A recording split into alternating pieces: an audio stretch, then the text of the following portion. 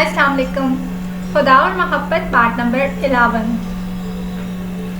Please viewers like my channel, share my channel and don't forget to subscribe it.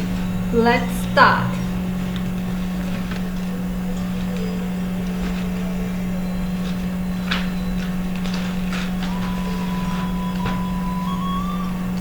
Joseph ने एक गहरी सांस ली। बहरहाल मैं तुमसे फिर यही कहूँगा कि ये लोग इन लोगों से ना उलझना ही बेहतर है, क्योंकि सर और पत्थर की लड़ाई में ज़ख्मी हमेशा सर ही होता है।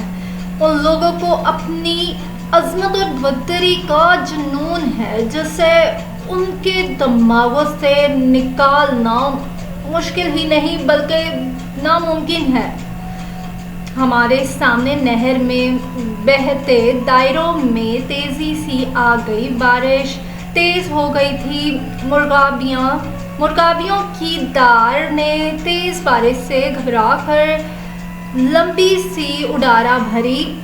सख्त फिज़ा में परों के फड़फड़ाने का शोर गूंजा। जोसेफ ने अपनी तस्वीर और दीगर सामान जमा करना शुरू कर दिया। मैं भी उसकी मदद करता रहा, लेकिन मेरा ज़हन अब भी जोसेफ की बातों में उलझा हुआ था। शायद जोसेफ भी मेरी बेख्याली भाग गया। क्या सोच रहे हो? सोच रहा हूँ कहीं ना कहीं ये लोग भी जानते हैं कि असल में वो खुद अजीम नहीं हैं, अजीम कोई और लोग हैं, और असल में उनका ये खौफ इसी वजह से है कि कहीं वो दूसरी नस्ल पर अज़मत को दोबारा पहचान ना ले। इसीलिए वो उनको और किसी और नस्ल को भी संभलने नहीं दे रहे। कहते हैं झूठ को रोज़ाना एक ही तसलसल और रवानी में बोला जाए तो एक वक़्त आता है कि झूठ झूठ नहीं रहता, सच बन जाता है और लोग सच को झूठ समझने लगते हैं। शायद ये यहूदी भी इसी कुलिये पर अमल कर रहे हैं। ये जानते हैं कि उनका झूठ दुनिया पर सच बनकर जाहिर हो रहा है और हमारा सच भी लोगों को झूठ लगता है। ये दुनिया ज़ोर आवरों की है। ज़ोर आवर जो कहेगा वही सच होगा, और इस वक़्त यहूदी ही वो ज़ोर आवर है। जोसेफ भी मेरी बात सुनकर गहरी सोच में डूब गया। शागिर्द से अपना रिश्ता ईमान के घर ले जाने की बात करने के बाद उस दिन शाम को मैं वापस घर पहुंचा तो कमिश्नर साहब का पारा आसमान को छू रहा था। शायद लॉन्च की सीढ़ियां चढ़कर ऊपर जा रहा था कि उनकी गरजती आवाज ने मेरे पांव जकड़ लिए। ठहरो, मैं रुक गया। अम्मी और सज्जाद भाई भी अबरीना भाभी समेत अपने कमरे से निकल आए। बाबा आज मुकम्मल कमिश्नर साहब के रूप में मौजूद थे और मैं उनके सामने किसी बस्तावेब के मुजरिम की तरह सर झुकाए खड़ा था।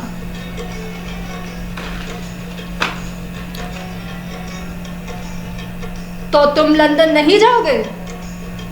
मैं लंदन जाने के लिए तैयार हूँ, अगर आप लोग इस घर में मौलवी अलीम के साथ की गई बदतमीज़ी का अजाला कर दें। कमिश्नर साहब थाड़े। व्हाट?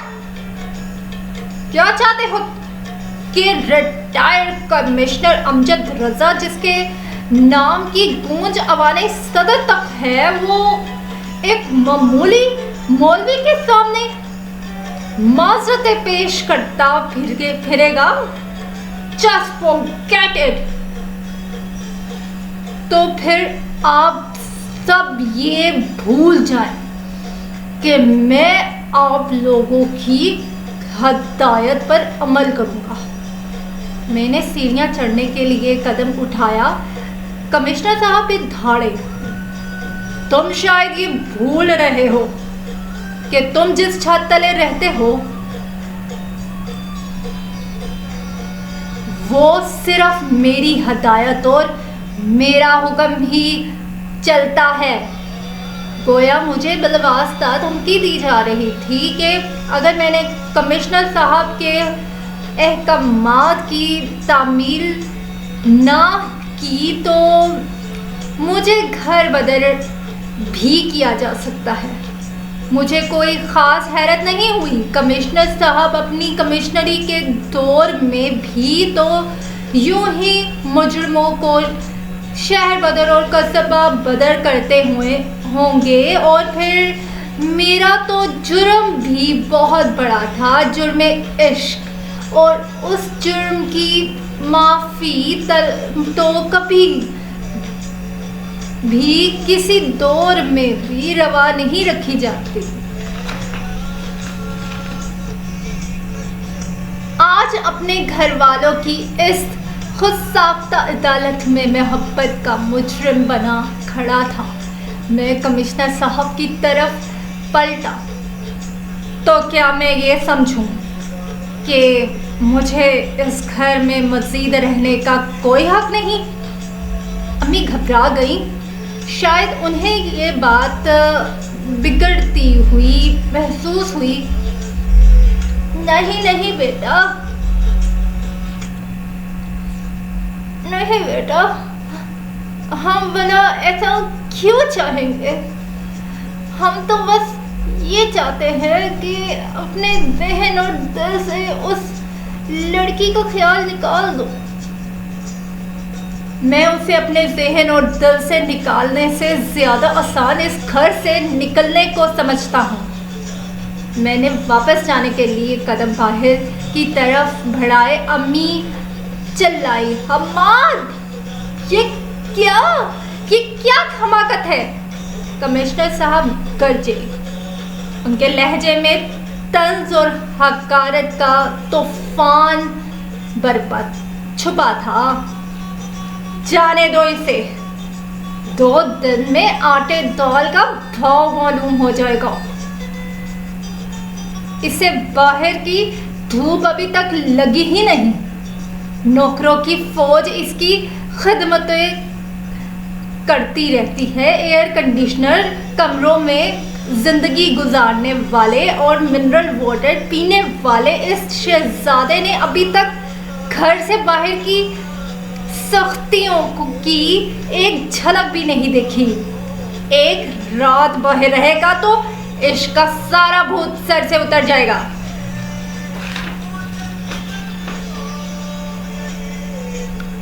اسے تو ٹھیک سے پیدل چلنا بھی نہیں آتا. کہاں میاں, کہاں جانا چاہتے ہو؟ وہاں تک چلے جاؤ گے یا ڈرائیور سے کہوں کہ تمہیں وہاں تک چھوڑ آئے؟ میں کمشنر صاحب کی طرف پلٹا. بچے کو پیدل چلنا اس کے ماں باپ سکھاتے ہیں. افسوس آپ دونوں نے مجھے یوں ہی پیدل چلنا نہیں سکھایا. لیکن وقت سب سے بڑا سب کچھ سکھا دیتا ہے. وہ بھی جو انسان کے ماں باپ اسے سکھانا بھول جاتے ہیں. میں بھی نوکروں, ایئر کنڈیشنر کمروں اور منرل واٹر کے بنا جینا سیکھ ہی جاؤں گا. اور اگر نہ سیکھ پایا تو آپ اطمینان رکھیں, آپ سے مدد نہیں مانگوں گا, پھر بھی نہیں آؤں گا یہاں. امی چلاتی رہ گئی. سجاد بھائی سٹ پٹا کے رہ گئے. بابا تل ملا کر اپنے پائپ کا دھواں اگلتے رہے اور میں اس گھر سے نکل آیا. میرے سامنے شہر کے کھلے راستے تھے اور سر پر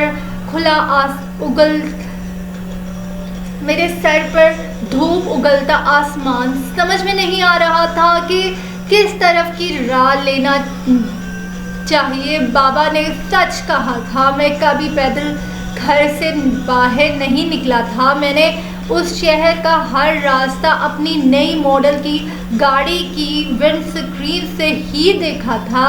آج زمین پر ان راستوں پر چلتے ہوئے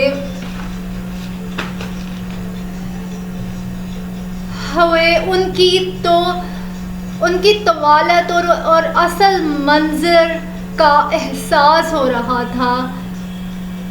کہتے ہیں ہر انسان دنیا کو بدلنے کی باتیں تو کرتا ہے، لیکن خود کو بدلنے کی کبھی کوشش نہیں کرتا۔ آج سے میں نے خود کو بدلنے کی کوشش کر دی تھی۔ بہت دیر تک ایک پارک کے بینچ پر بیٹھا ان بدلے ہوئے حالات پر غور کرتا رہا۔ میری جیب میں 200-400 روپے ہی موجود تھے۔ ATM کارڈ اور کریڈٹ کارڈ میں وہیں لانچ میں گھر سے نکلنے سے پہلے ہی گھر والوں کے سامنے پھینک آیا تھا۔ جانے یہ پیسے کیسے رہ گئے تھے جیب میں۔ شام دھیرے دھیرے پارک میں اترتی جا رہی تھی۔ لوگ جو آس پاس چہل قدمی اور سستا رہے تھے دھیرے دھیرے اپنے گھروں کی طرف روانہ ہونا شروع ہو گئے تھے، اور کچھ ہی دیر میں جو پارک تھا وہ خالی ہو چکا تھا۔ مغرب کا وقت ہو چکا تھا۔ پارک کے چوکیدار نے مجھے آ کے پارک بند ہونے کی اطلاع دی۔ اس کا مقصد یہی تھا کہ صاحب پارک بند ہو چکا ہے، اب آپ اپنی گھر کی راہ لیں۔ میرا تو آج کوئی گھر ہی نہیں تھا، میں کس کے گھر جاؤں؟ بچپن سے لے کر آج تک میں جسے اپنا گھر سمجھتا رہا وہ تو کمشنر صاحب کی عدالت نکلی۔ بات مانو تو رہو، نہ مانو تو نکل جاؤ۔ ایسے ماں باپ ہم بچوں سے سالانہ ایک کانٹریکٹ فارم کیوں نہیں بھروا لیتے جس میں تمام شرائط درج ہوں اور ہر سال بچوں کو پڑھ کر سنائی جائے، تاکہ ہم کبھی اس چار دیواری کو اپنا ذاتی گھر سمجھنے کی غلطی نہ کریں۔ رات کا اندھیرا اب سڑکوں پر اتر آیا تھا، اور اب سڑک کے کنارے کھڑے ٹھیلوں پر لٹکے گیس کے باری روشن دان جلنے لگے تھے۔ چلتے چلتے میری نظر گورنمنٹ سول ہسپتال کے گیٹ پر پڑی۔ مجھے یاد آیا کہ بچپن میں جب میں اور کامران،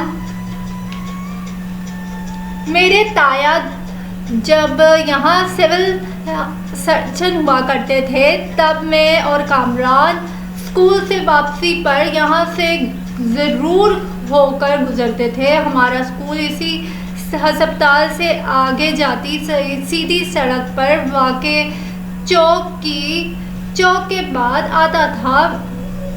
ہم دونوں تایا کے دفتر بھی جاتے اور گھنٹوں اسی ہسپتال کی لمبی راہداریوں میں دھما چوکڑی مچاتے رہتے۔ ہسپتال کی اس صنوبر بھرے درختوں سے ڈھکی سڑکوں پر کھیلتے رہتے۔ پھر مجھے یہ بھی یاد آیا کہ ہسپتال کے لمبے ایور گرین کے درختوں کے تلے بڑی بڑی لکڑی کے لمبے بینچ بھی پڑے ہوئے تھے، جن پر مریضوں کے وہ لواحقین پڑے آرام کرتے تھے جو دور دراز کے علاقوں سے آئے ہوئے ہوتے تھے اور شہر میں کوئی ہوٹل یا کسی کمرے کے اخراجات برداشت نہیں کر سکتے تھے۔ میری آج کی رات بھی ایک ایسے ہی لکڑی کے بینچ پر گزرنے والی تھی۔ اس وقت مجھے ان چند روپوں کا دھیان بھی نہیں رہا تھا جو اس وقت میری شرٹ کی جیب میں پڑے ہوئے تھے۔ میں خالی بینچ دیکھ کر اسی پر جا کر لیٹ گیا۔ بہت دنوں کے بعد سر پر کھلے آسمان اور تاروں کو یوں اپنے آپ سے باتیں کرتا محسوس کیا تھا۔ بچپن میں ہم جب نانی کے گھر گرمیوں کی رات کو ان کی کھلے صحن میں چارپائی ڈال کر سویا کرتے تھے، وہ تب بھی کہانی سناتی۔ نانی جان کی آواز صرف ہم تک نہیں بلکہ ہمیں دیکھتے مسکراتے تاروں تک بھی جاتی تھی۔ تبھی تو ہمارے صحن میں چارپائیاں ڈال کر ان پر پڑے ہی سارے تارے بھی ہماری چارپائیوں پر نانی کے اوپر گر سمٹ آتے، اور پھر جب تک ہم کہانی سن کر سو نہیں جاتے تو یہ تارے ہمارے ساتھ جاگتے رہتے، ہنستے کھیلتے اور باتیں کرتے رہتے۔ بچپن کی طرح آج بھی یہ سارے تارے میری آج رات کی تنہائی کے ساتھ تھے۔ میں ان تاروں سے کچھ شرمندگی سی محسوس کر رہا تھا۔ میں نے ان کو اتنا عرصہ بھلائے رکھا۔ آج جیسے ہی تنہا ہو کر میں نے بھیگی آنکھوں سے ان کی طرف دیکھا تو میرے یہ سبھی پرانے دوست بنا کسی شکوے اور شکایت کے پھر سے ماضی کی طرح میرے سر پر آن جمع ہوئے، میرا درد بٹھانے کے لیے۔ بچپن میں ہر بچہ اپنے پسند کا ایک تارا منتخب کر لیتا۔ وہ کامران والا تارا تھا، یہ نگی کا تارا، یہ دو عباد نے اپنے لیے رکھ چھوڑے تھے، اور یہ رہا میرا تارا سب سے چمکدار۔ مجھے بچپن سے ہی سب سے الگ، سب سے نمایاں چیزیں چننے کی عادت تھی۔ وہ بھی تو ایسی ہی تھی، سب سے نمایاں، سب سے الگ۔ میرے دل نے اس کی خواہش کی تھی تو اس میں ایسا کیا برا تھا؟ یہ سارا زمانہ میرا دشمن کیوں ہو گیا تھا؟ یہ زمانہ ہمیشہ ہی سے محبت کرنے والوں کے خلاف کیوں ہو جاتا ہے؟ ایسے ہی کچھ بے نام سوالوں کی یلغار میں ساری رات گزر گئی۔ میں جب چونکا جب میرے دوست ستاروں نے ایک ایک کر کے مجھ سے ودا لینا شروع کی۔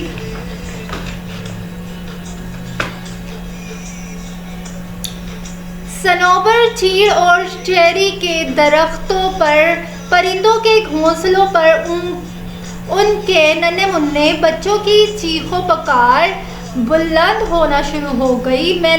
پرندوں کے گھونسلے بھی ہمارے گھروں کی طرح ہوتے ہیں۔ ہم پہلے بڑے جاگتے ہیں، بچوں کے لیے ناشتہ پانی کا بندوبست کرتے ہیں، پھر چھوٹوں کو جگایا جاتا ہے۔ ہسپتال کی چھوٹی سی مسجد سے اذان کی آواز ابھری، پھر نمازی ایک ایک کر کے مسجد کی طرف چل پڑے۔ میں کچھ دیر حیرت سے نمازیوں کو دیکھتا رہا جو یوں صبح سویرے منہ اندھیرے اپنی نیند ترک کر کے آنکھیں ملتے ایک جذبے کے ساتھ مسجد کی طرف روانہ تھے۔ میں آج تک یوں صبح سویرے اٹھ کر یوں نماز پڑھنے کسی مسجد میں نہیں گیا تھا۔ جانے یہ کیسے لوگ تھے اور وہ کون سا جذبہ تھا جو انہیں یوں مسجد کی جانب کھینچے لے جا رہا تھا؟ میری ساری رات آنکھوں میں ہی کٹ گئی تھی، اور اس وقت سورج کی کرنیں اونچے لمبے پیڑوں کی شاخوں سے چھن چھن کے زمین تک پہنچ چکی تھیں. زندگی کا کاروبار روا دوا ہو چکا تھا. شاید کسی بڑے ڈاکٹر کے دورے کا وقت تھا. ہسپتال کی سفید وردی میں ملبوس عملے نے جلدی ہم سب بینچ کے مکینوں کو وہاں سے ہٹانا شروع کر دیا. میرا اب ویسے بھی یہاں بیٹھے رہنا کا کوئی ارادہ نہیں تھا. مجھے شاکر کے گھر جانا تھا. شاید وہ کل مولوی صاحب کی طرف گیا ہوا تھا.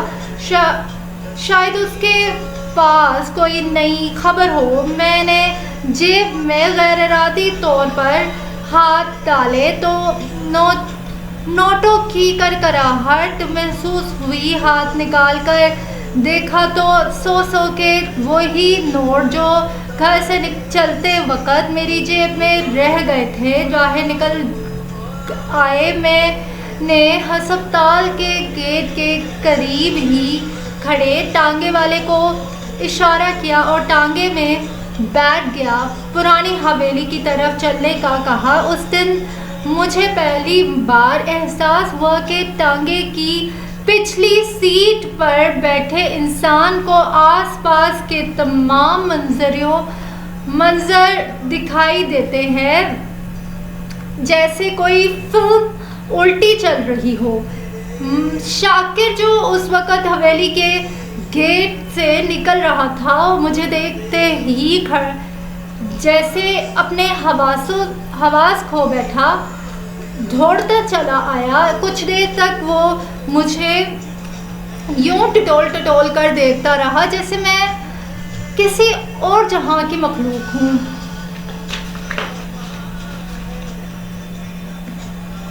حماد بابا آپ کدھر چلے گئے تھے؟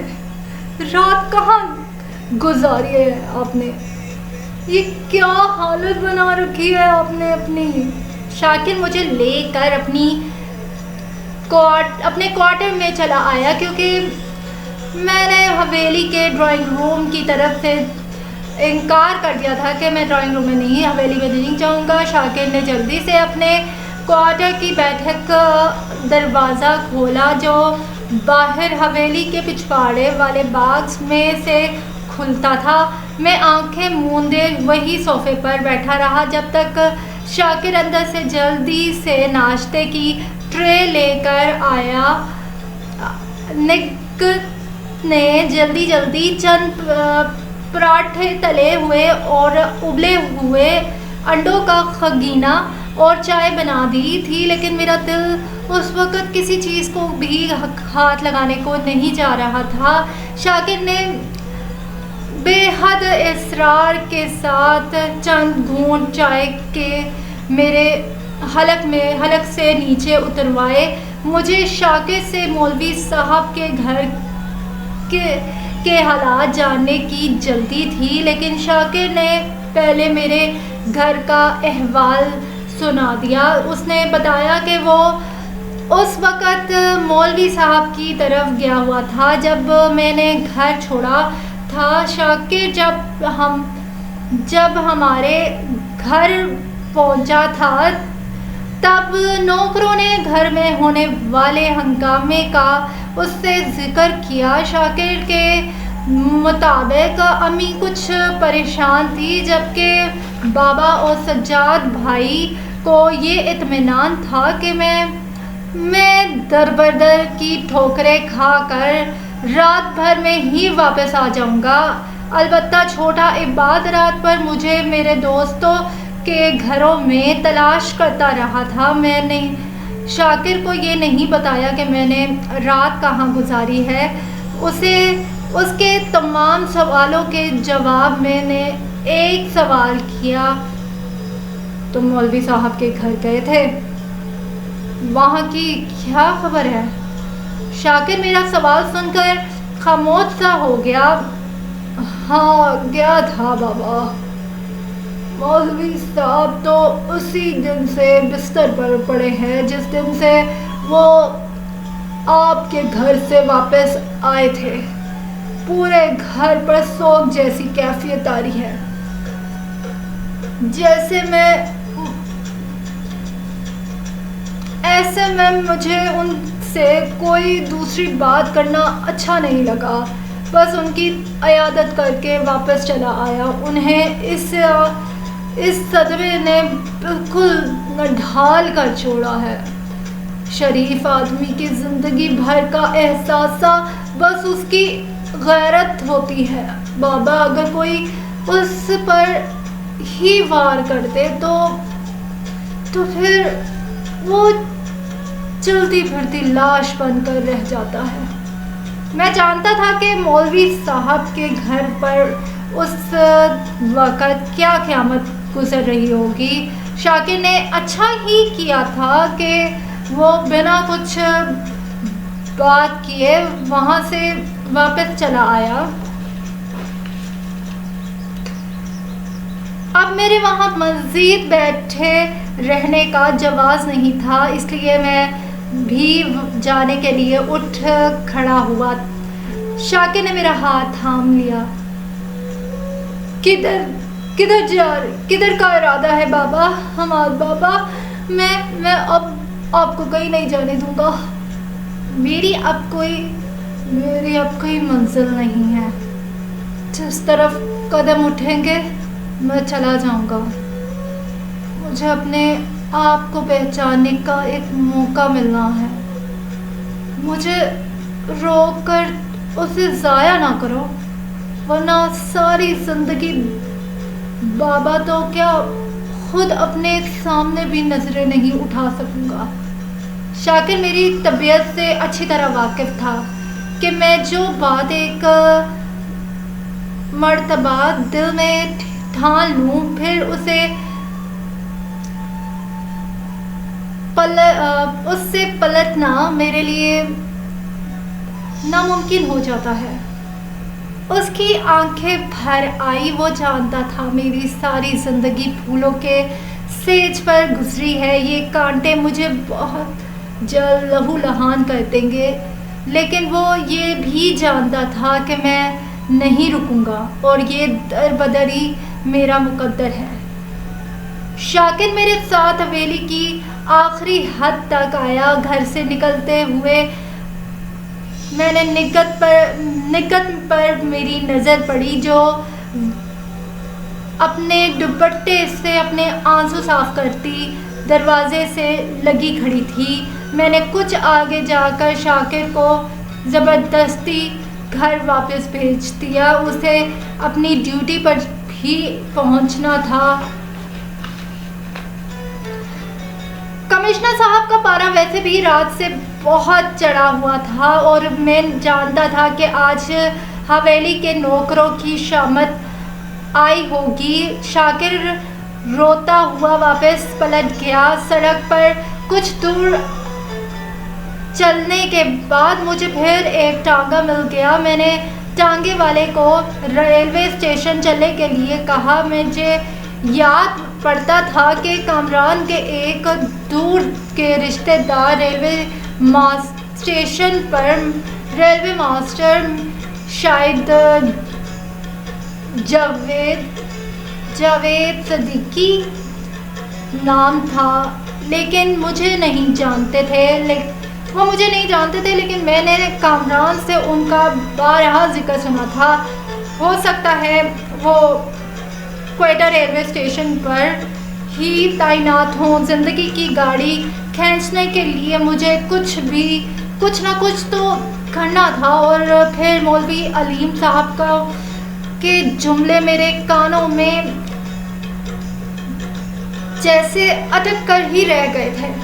اس دن جب میں ان سے گیٹ پر معافی مانگ رہا تھا اور ان سے کہہ رہا تھا کہ وہ میرے گھر والوں کی زیادتی کی جو سزا چاہے مجھے دے دے، اس دن شاید انجانے میں صحیح ان کے منہ سے ایک بہت بڑا سچ نکل گیا۔ انہوں نے مجھ سے کہا تھا، تمہاری اپنی کیا شناخت ہے؟ معافی مانگنے اور معاف کیے جانے کا حق صرف انہیں ہوتا ہے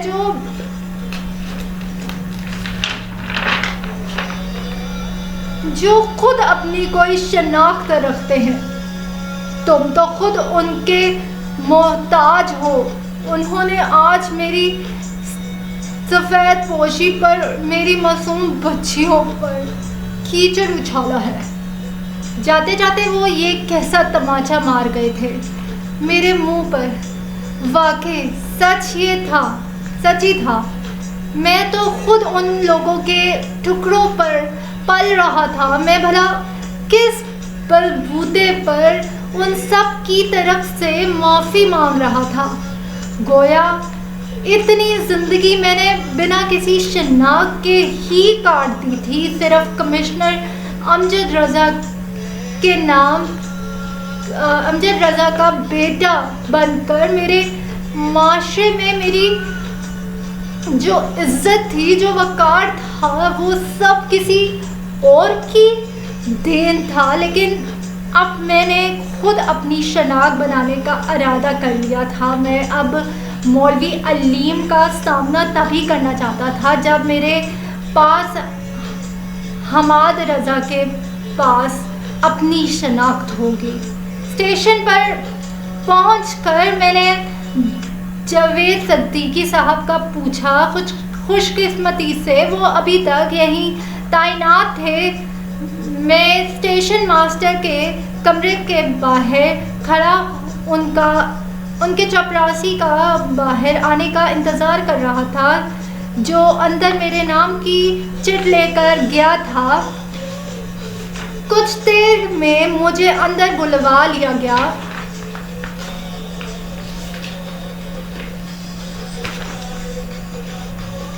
جاوید صدیقی صاحب 55-50 کے پیٹھے میں ایک بھرے بدن اور درمیانی قد کے معزز سے شخص تھے. سفید بالوں کو ایک طرف سے مانگ نکال کر سلیقے سے جما رکھا تھا. آنکھوں پر نظر کا چشمہ اور کان پر ایک بال پوائنٹ. انہوں نے فائلوں پر نظریں دوڑاتے ہوئے مجھے دیکھا اور پھر سے فائل کا ورق پلٹتے ہوئے بولے، ہاں تو حماد میاں، تم کامران کے دوست ہو، بتاؤ میں کیا کر سکتا ہوں تمہارے لیے؟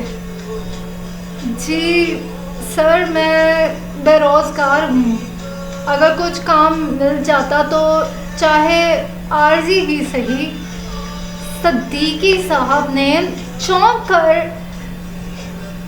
سر اٹھایا اور اس مرتبہ غور سے مجھے دیکھا. اوہ، یہ بات ہے.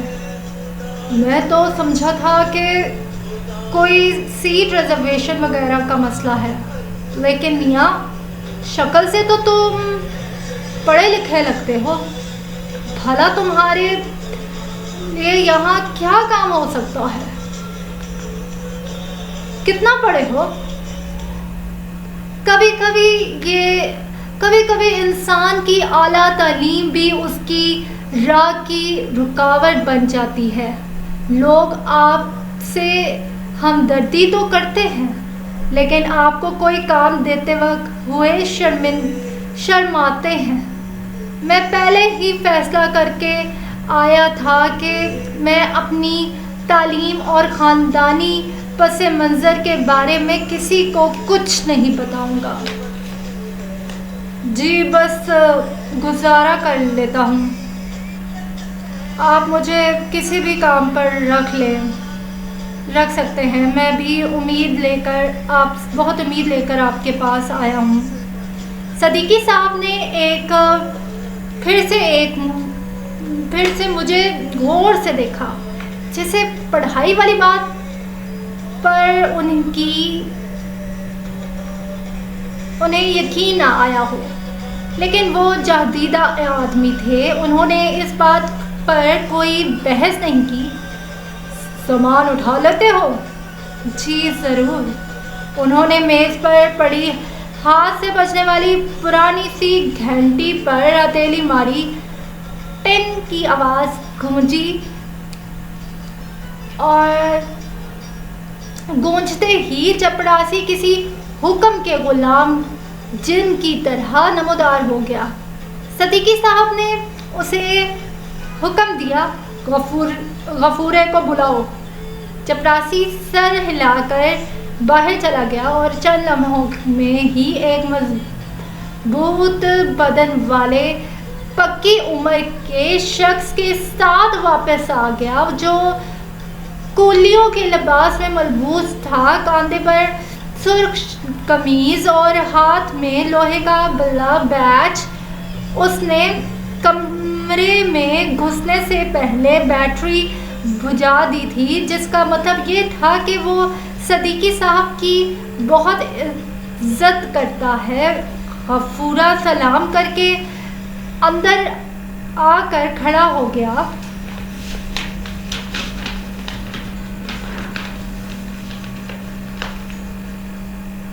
صدیقی صاحب نے پھر سر اٹھایا۔ ہاں بھائی غفورے، تمہاری نفری پوری ہوئی یا نہیں؟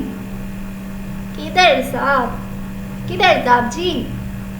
وہ سلو کا بیٹا جسے پچھلے مہینے نمونیا ہو گیا تھا، اس نے ابھی تک ڈیوٹی پر رپورٹ نہیں کیا۔ ایک اور بھی ہے، حرام خور، جو مفت کی چھٹیاں کرتے رہتے ہیں۔ میں نے کاغذ بنا لیا ہے، کل آپ کو کمپلینٹ مل جائے گی۔ معلوم ہوا کہ غفورہ اسٹیشن پر موجود ڈرائی پورٹ کا لیبر انچارج تھا۔ صدیقی صاحب نے مجھے اسی کے ساتھ عارضی طور پر لگانے کا فیصلہ کیا تھا۔ مستقل کولی بننے کے لیے محکمے سے باقاعدہ اجازت نامہ لینا پڑتا تھا اور یہ لمبا کام تھا۔ البتہ یہ صدیقی صاحب کے اختیار میں تھا، وہ روز کی اجرت پر عارضی طور پر رکھے جانے والے مزدوروں اور یوں میں میرا نام دلوا دیتے۔ غفورے، یہ حماد، آج سے یہ نوجوان تمہارے انڈر کام کرے گا۔ فی الحال عارضی ہے، کام دیکھ کر فیصلہ کریں گے کہ پکا پرمٹ جاری کرے یا نہیں۔ غفورے نے حیرت سے سر سے پیر تک میرا جائزہ لیا، جانے میرے چہرے پر کون سی تحریر تھی کہ ان میں سے کوئی بھی مجھے مزدور تسلیم کرنے پر ذہنی طور پر رضامند ہی نہیں تھا۔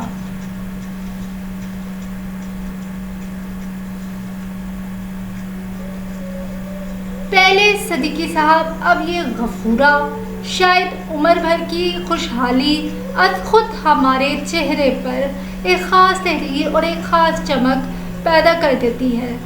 لگتا تھا کہ یہ تحریر مٹتے مٹتے مٹے گی اور یہ چمک جاتے جاتے جائے گی۔ صدیقی صاحب نے جاتے جاتے مجھ سے کہا کہ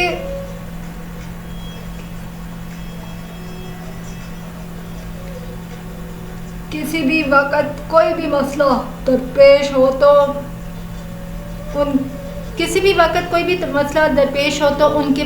ان کو ضرور بتائیے۔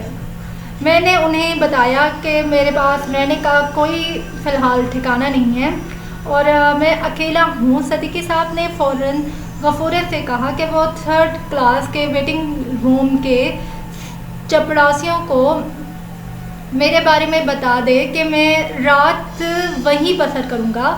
فی الحال ویسے تو اس وقت گرمیوں کا موسم تھا، رات پر پلیٹ فارم پر بھی گزاری جا سکتی تھی۔ غفورے نے سب سے پہلے میری وردی گودام سے نکال کر میرے حوالے کی۔ مجھے میری پہلی شناخت کا پہلا نمبر بھی الاٹ کر دیا گیا تھا۔ میری پہلی شناخت حماد، مزدور نمبر 137، بلکہ یہاں تو مزدوروں کو ان کے نام سے نہیں بلکہ ان کے نمبروں سے ہی پکارا جاتا تھا۔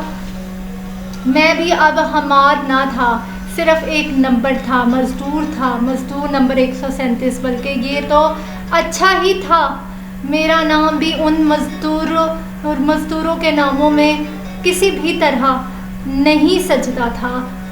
اگر شناختی کارڈ کی نقل ریکارڈ میں شرط جمع کرانے کی نہ ہوتی تو شاید میں اپنا نام بھی بدل ہی لیتا۔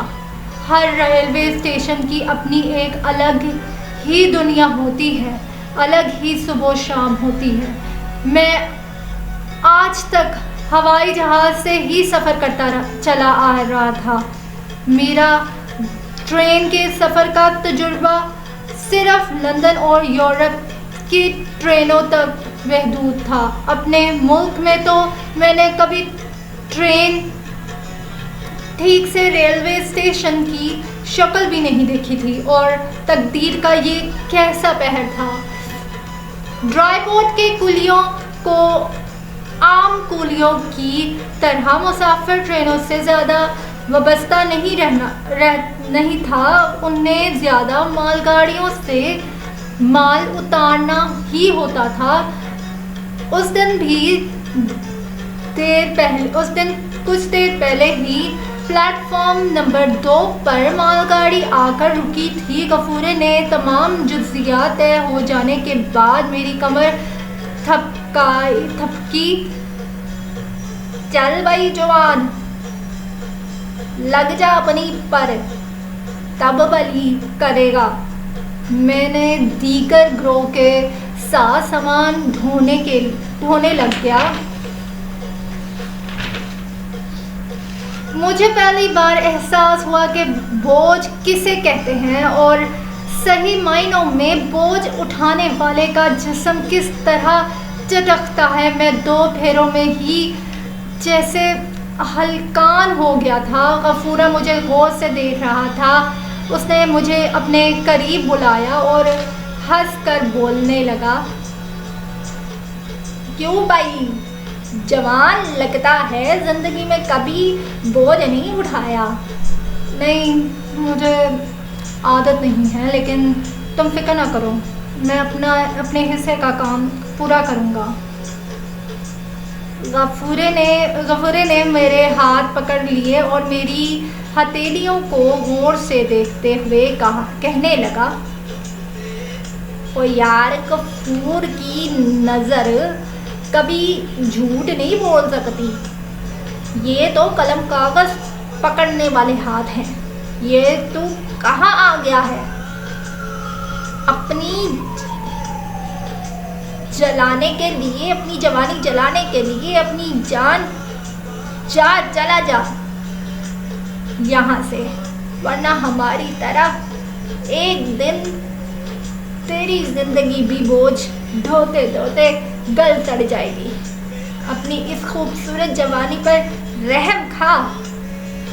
میں نے مسکرا کر غفورے سے اپنے ہاتھ چھڑوا لیے اور پھر سے کام کرنے پر لگ گیا۔ اس بیچارے کو کیا پتا تھا کہ جوانی تو اس زہرہ جبی کی پہلی جھلک کی ایک چنگاری سے ہی جل کر خاک ہو چکی ہے۔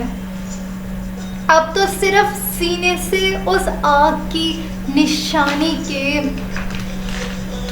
طور پر ہلکا سا دھواں اٹھتا باقی ہے۔